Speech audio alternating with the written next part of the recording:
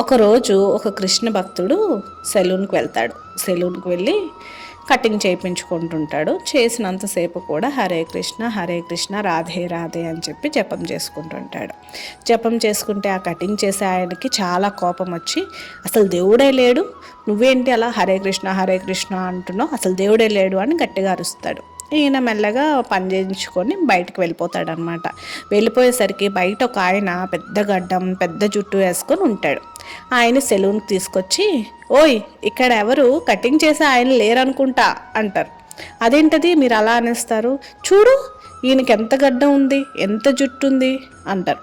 అయితే ఆయన వచ్చి మా దగ్గర చేయించుకుంటే మేము చేస్తాం, కానీ లేకపోతే ఎలా చేస్తాము అని కటింగ్ చేసే ఆయన అంటాడు కదా. అలాగే భగవంతుడు ఆయన నామం చెప్పుకొని ఆయన పాదార విందములను ఎవరైతే తలుస్తారో ఆయనకి దేవుడు కనిపిస్తాడు, దేవుడు తెలుస్తుంది.